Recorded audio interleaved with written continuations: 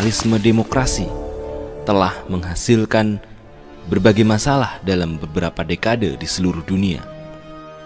Kesenjangan ekonomi, ketidakadilan politik, pengelolaan sumber daya alam yang salah yang mengakibatkan bencana alam di mana-mana. Inikah peradaban yang kita dambakan? Sumber daya alam kita dicuri, kebebasan berbicara di luar batas, kebebasan perilaku tanpa norma, bahkan kebebasan penodaan terhadap agama.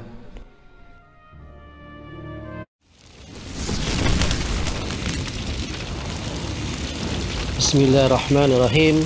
Editorial Kabar Sirkah edisi ke-23, Jumat 25 Maret 2022, dengan tema Rejim Menyerah, Oligarki Minyak Goreng Penguasa Sesungguhnya. Assalamualaikum warahmatullahi wabarakatuh. Apa kabar pemirsa sekalian? Jumpa lagi dalam editorial Kabar Sirkah edisi ke-23. Insya Allah setiap pekan Kabar Sirkah menyapa kita semua. Alhamdulillah sudah 22 edisi berlalu dengan tema tetap fokus pada bidang ekonomi.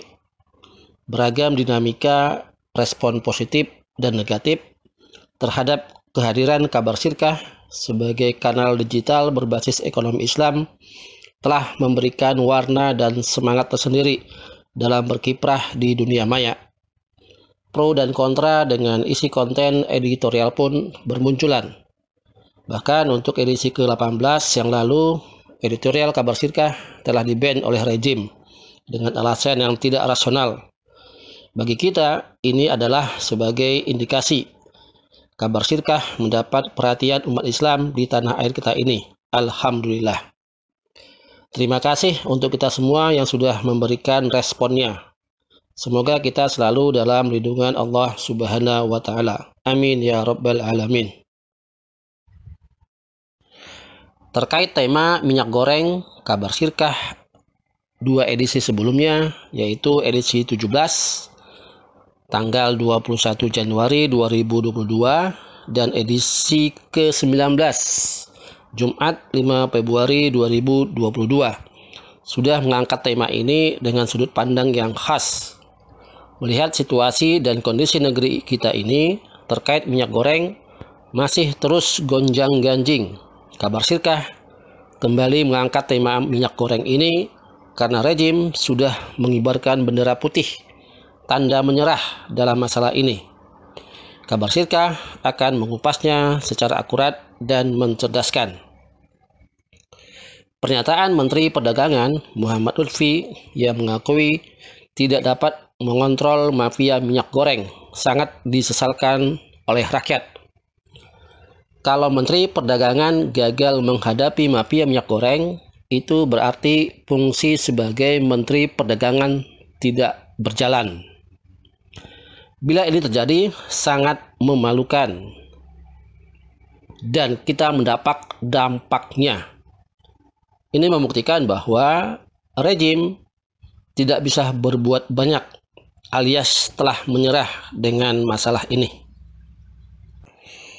Dalam rapat kerja dengan Komisi 6 DPR RI di Jakarta pada hari Kamis 17 Maret 2022, Muhammad Lutfi sebagai Menteri Perdagangan mengungkapkan langka dan tingginya harga minyak goreng selama beberapa bulan ini disebabkan oleh terjadinya permainan mafia minyak goreng. Para mafia itu menyelundupkan minyak goreng yang mestinya menjadi konsumsi masyarakat ke industri-industri, bahkan hingga diekspor ke luar negeri. Ada orang-orang yang tidak sepatutnya mendapatkan hasil dari minyak goreng ini. Misalnya, minyak goreng yang seharusnya jadi konsumsi masyarakat masuk ke industri atau diselundupkan ke luar negeri, ujar Menteri Perdagangan tersebut. Menteri Perdagangan mengakui tidak kuasa mengontrol mafia hingga salahkan panic buying oleh masyarakat.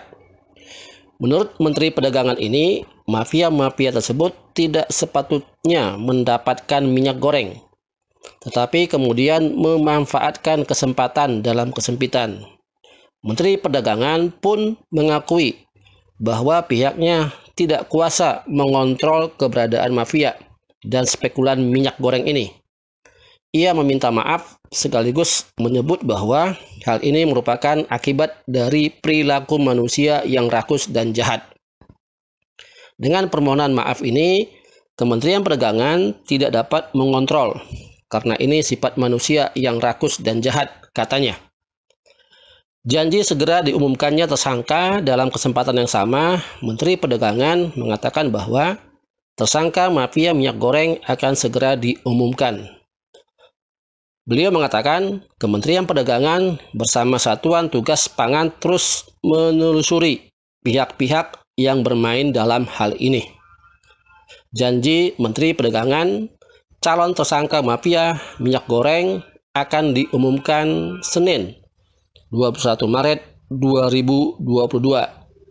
Kita tunggu saja faktanya. Kisruh minyak goreng sebagaimana kita ketahui terhitung sejak akhir tahun lalu 2021, harga minyak goreng melambung tinggi. Rejim sempat mengeluarkan aturan harga eceran tertinggi atau HET. Untuk minyak goreng curah ditetapkan HET-nya sebesar 11.500 per liter. Minyak goreng kemasan sederhana dengan nilai 13.500 per liter.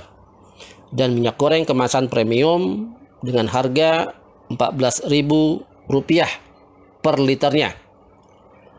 Harga eceran tertinggi ini ditetapkan mulai 1 Februari 2022 yang lalu. Dan memang sempat membuat harga minyak goreng di pasaran turun. Namun keberadaan menjadi langka di pasaran. Akhirnya per Rabu tanggal 16 Maret 2022, rejim mencabut aturan soal harga eceran tertinggi ini. Artinya, harga minyak goreng kemasan diserahkan ke mekanisme pasar.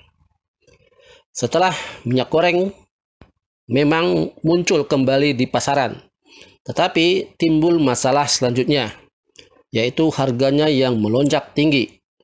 Harga minyak goreng di pasaran kini berada di kisaran Rp25.000 per liter. Lepas dari harga minyak goreng kemasan, pemerintah dinilai menyerah lawan mafia. Kementerian Perdagangan sendiri mengakui kebingungan dalam melimpahnya stok minyak goreng usai aturan harga eceran tertinggi ini dicabut. Saya juga heran, barang ini dari mana? Tiba-tiba keluar semua, kata Menteri Perdagangan saat berdialog dengan ibu-ibu di sebuah retail modern di Jakarta pada hari Ahad 20 Maret 2022. Menteri Perdagangan menyebut meski saat ini harga minyak goreng jauh lebih mahal dari harga eceran tertinggi, ada sisi positifnya, yaitu stok minyak goreng yang kini tidak lagi langka dan bisa didapatkan dengan mudah oleh masyarakat. Jadi, mending mana? Harga murah tapi barangnya tidak ada, atau sedikit mahal tapi stoknya banyak? Tanya Menteri Perdagangan ke beberapa ibu yang tengah berbelanja. Lantas bagaimana kita mengetahui masalah ini berlaku secara alami atau memang hasil rekayasa dari pihak-pihak yang mengambil keuntungan secara rakus dan zalim?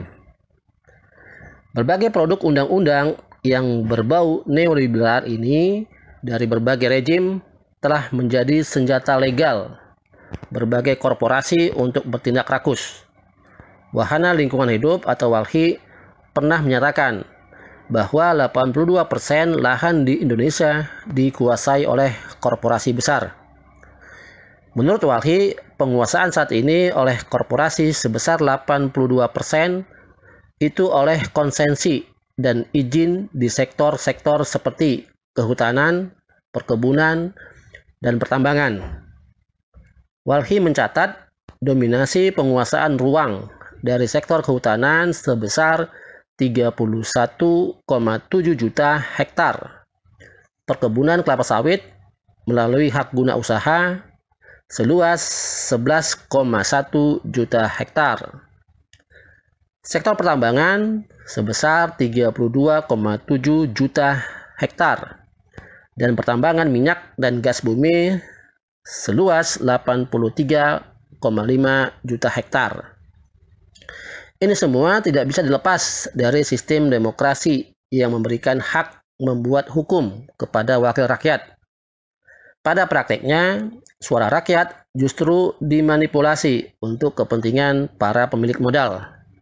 Hal ini tampak dari berbagai produk undang-undang yang dihasilkan oleh DPR, mulai dari undang-undang migas, undang-undang kelistrikan, undang-undang terkait sumber daya alam, penanaman modal, didominasi kepentingan para kapitalis. Ironisnya, wabah COVID-19 justru menjadi peluang para kapitalis untuk berbuat lebih rakus lagi.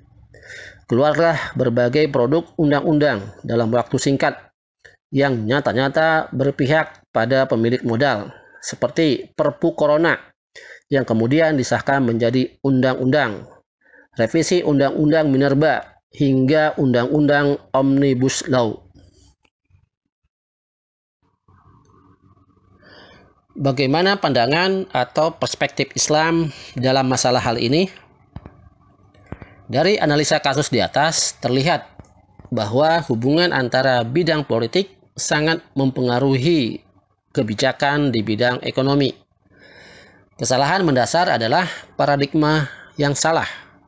Mahalnya minyak goreng tidak bisa lepas dari kebijakan politik rejim yang menerapkan sistem pemerintahan secara demokrasi buatan barat dengan aplikasi sistem ekonomi kapitalismenya. Bagaimana mengkaitkan dua hal ini?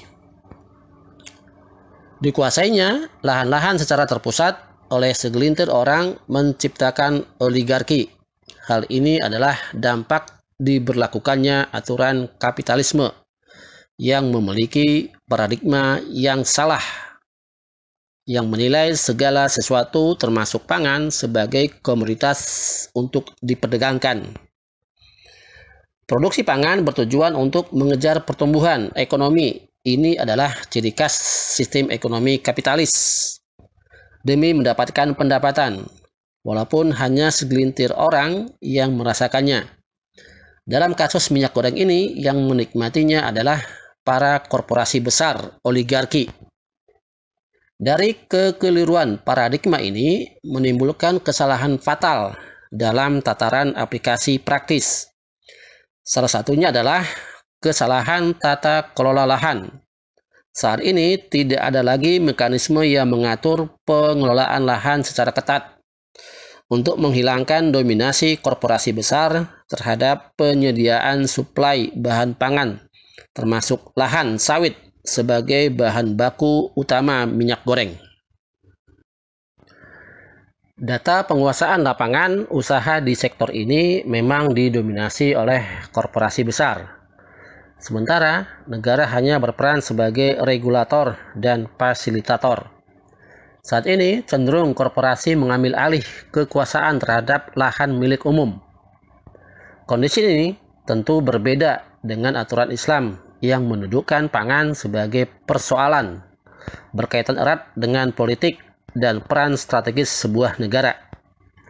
Negara bertanggung jawab memenuhi kebutuhan primer, yaitu pangan, sandang, dan papan, sehingga sangat memperhatikan pentingnya memperbanyak produksi sekaligus memiliki konsep bagaimana distribusi hasil produksi ini sampai ke masyarakat secara adil dan merata. Negara di dalam Islam menetapkan kebijakan untuk rakyat guna menjalankan kewajiban sebagaimana ketetapan Allah dan Rasul-Nya, yaitu untuk mewujudkan pengurusan yang benar dan tepat terhadap segala urusan rakyat tanpa pandang bulu apakah rakyat itu agamanya Islam atau bukan, rasnya Arab atau bukan, dan sebagainya.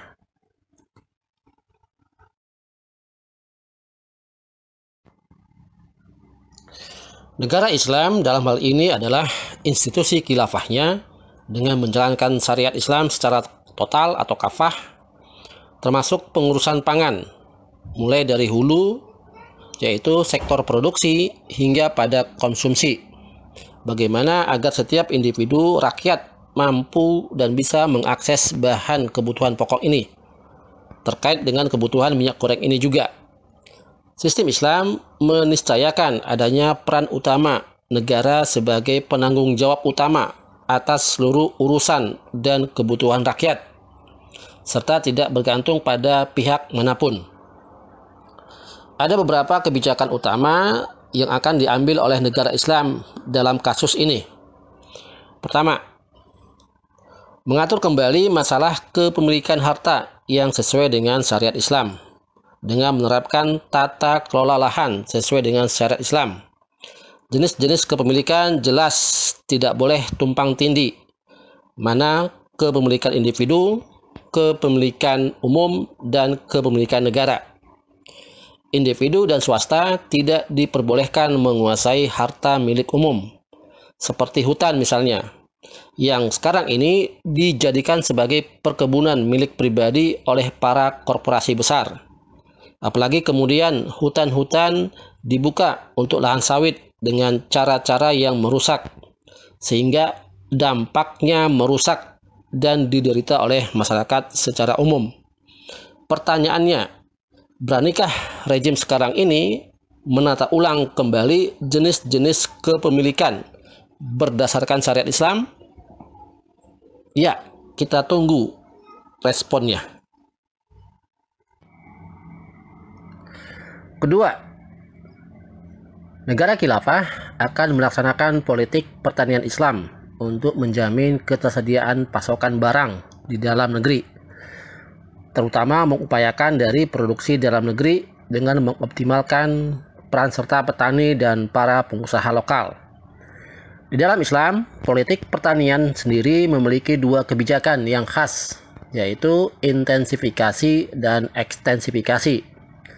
Intensifikasi lahan yang sudah ada harus dioptimalkan untuk penyediaan suplai bahan pangan dan mencegah alih fungsi lahan pertanian seperti yang dilakukan sekarang ini yang besar-besaran. Hal ini perlu disokong dengan sarana kemajuan teknologi pertanian yang dapat diadopsi para petani secara langsung.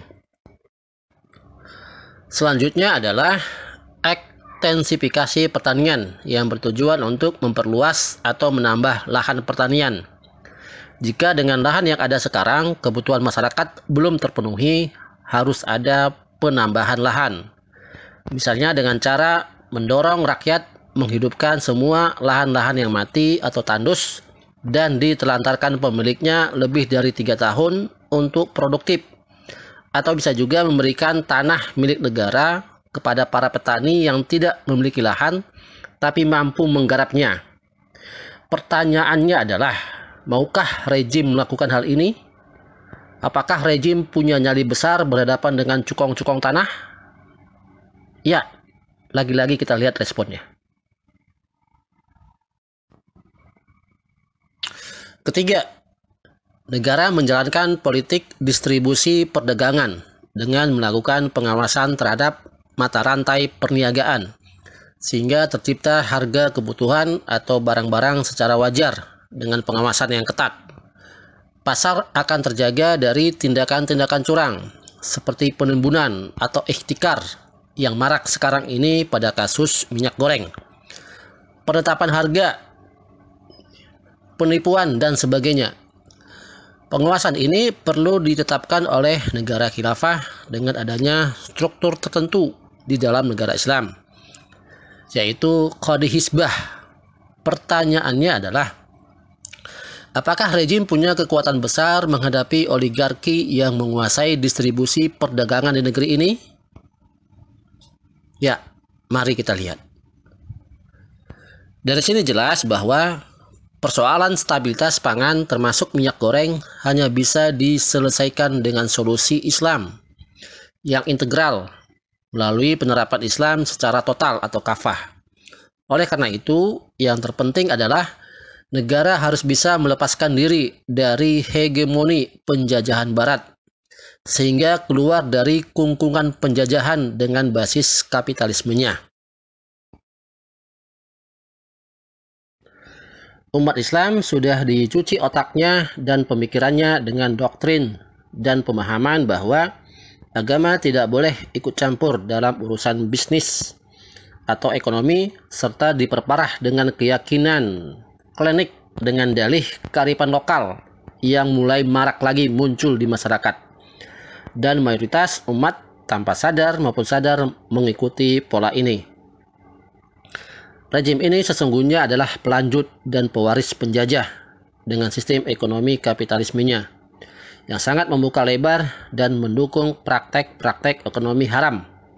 Akibatnya, umat semakin jauh dari pemahaman Islamnya, bagaimana yang seharusnya sesuai dengan Islam. Sudah saatnya umat Islam sadar dan tidak lagi ikut-ikutan berekonomi model kapitalisme ini, yang jelas-jelas sifatnya merusak tatanan kehidupan. Sekarang umat Islam harus bisa memilih antara kapitalisme atau Islam dalam mewujudkan kemakmuran dan kesejahteraan. Penerapan Islam secara total dalam bingkai institusi khilafah adalah solusi tuntas dan solusi cerdas dari semua permasalahan umat Islam hari ini.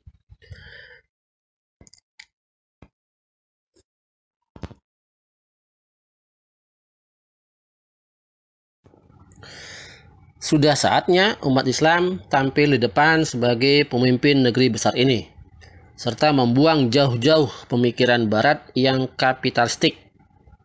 Semoga editorial Kabar Sirkah edisi ke-23 ini bisa membantu memperbaiki pemahaman umat, insya Allah. Semoga bermanfaat. Sampai jumpa di editorial berikutnya.